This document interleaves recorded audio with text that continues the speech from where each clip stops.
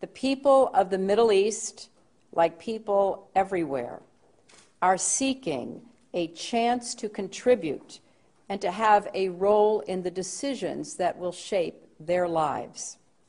Leaders need to respond to these aspirations and to help build that better future for all. They need to view civil society as their partner, not as a threat.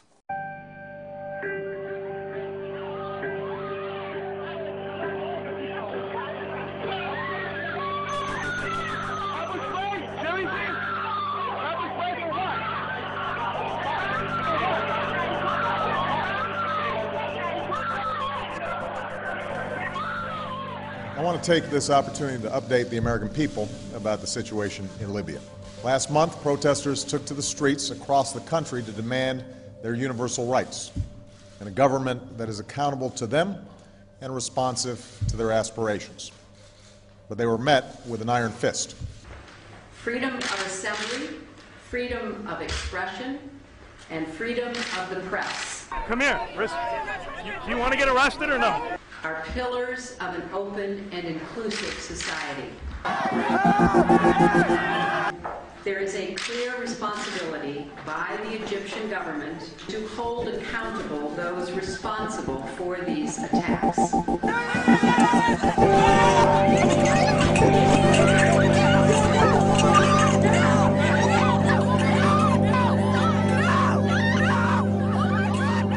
For months, the Iranian people have sought nothing more than to exercise their universal rights.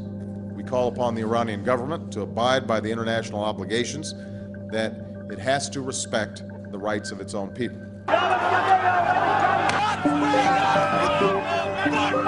We call for the immediate release of all who have been unjustly detained.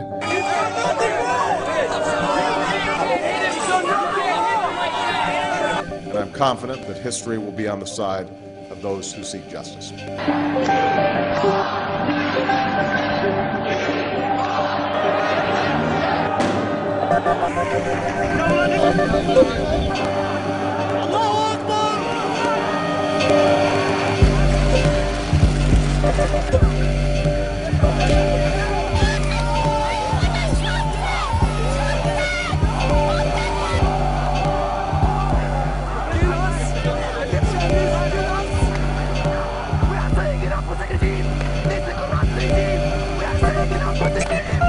I will not stand by and just watch.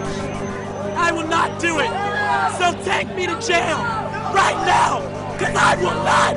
After all that my parents gave me, I can do one thing for them and tell them that I would rather die than be quiet and watch everything that they worked for go away. When all of God's children, black men and white men, Jews and Gentiles, Protestants and Catholics, will be able to join hands and sing in the words of the old Negro spiritual. I'm not moving. I'm not moving. And I'm not moving. I'm a law student at George Washington University, and I'm not moving. I will go to jail tonight because it's not right. We are against violence, and we would call to account the Iranian government that is once again using its security forces and resorting to violence to prevent the free expression of ideas from their own people.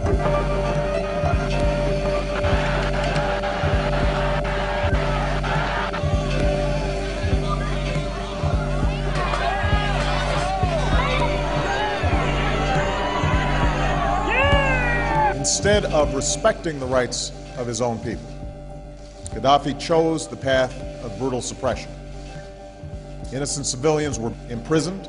I have not been read my rights. I have not been told why I'm being detained. We want to know the people who are in there. We want to know all their names, what they're being charged with. And in some cases beaten. You can't breathe, officer. Please get off his neck. I need my inhaler. A campaign of intimidation and repression began.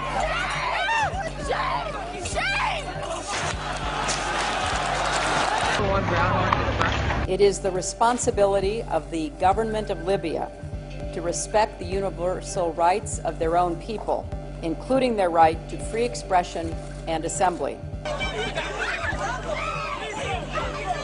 What's his badge number? What is his badge number? Demonstrators have been beaten, attacked. It is absolutely clear that the Syrian government is running out of time. Each new depiction of the abuses of the police on the First Amendment, the more people will show up here in New York City, and the more waves of occupation will spread across this country. And you should be proud of that, police, because you are participating in our media publicity campaign. Thank you for attending. What is absolutely clear is that we are witnessing history unfold. It's a moment of transformation that's taking place because the people of Egypt are calling for change. They've turned out in extraordinary numbers, representing all ages and all walks of life. But it's young people who've been at the forefront. A new generation, your generation, who want their voices to be heard.